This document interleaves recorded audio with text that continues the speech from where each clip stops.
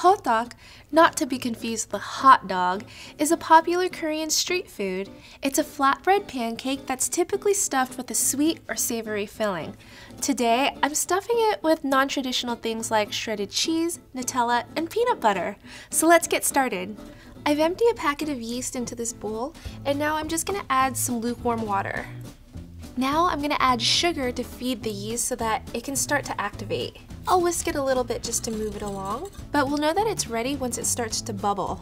I'll set it aside to let it activate, but in the meantime, I'm gonna work on my dry ingredients. In this bowl, I'm gonna add some all-purpose flour, sweet rice flour, some more sugar, and a little bit of kosher salt. I'll whisk it to mix everything together. It looks like my yeast has been activated because there's lots of bubble, so I'll just add a drizzle of oil in there and then give it a stir. Perfect. Now I'll just add my yeast mixture into the flour and then just stir it until everything's combined. Once it starts to combine, I'm just gonna go in with my hands and give it a good mix. I'll work the dough with my hand and then I'll form it into a ball. I'll put it back into my bowl and cover it with plastic wrap, and now I'll just let it hang out in a warm spot so that the dough can rise and double in size. It's been about an hour and my dough has fully risen. I'll just remove the cover and punch it down to remove the gas. Ooh, that's my favorite part. Now I'll roll it out onto my cutting board and I'll cut it into even pieces.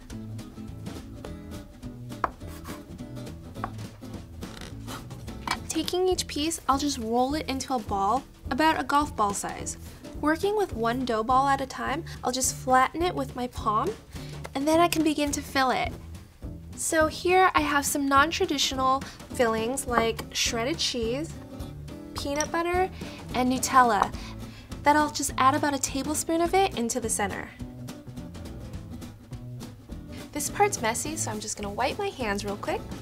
And then I'll pull the edge of the dough up to the center, seal the ball, and then to seal it, I'll just twist and then roll it back into a ball. Cool. Now I'll finish up with the rest. I first learned about Hotteok when I went over to my in-laws and they made this for a special occasion. I love that it was warm and gooey in the center, and the flatbread part was just crispy and flaky, just so delicious. I'm almost done assembling, so I'm just gonna get my pan ready and heat it up on medium-high heat. Done. Our pan should be nice and hot now, so I'll just drizzle a little bit of oil for the frying. I'll take my dough ball and put the seam side down. Taking my spatula, I'll just flatten them down.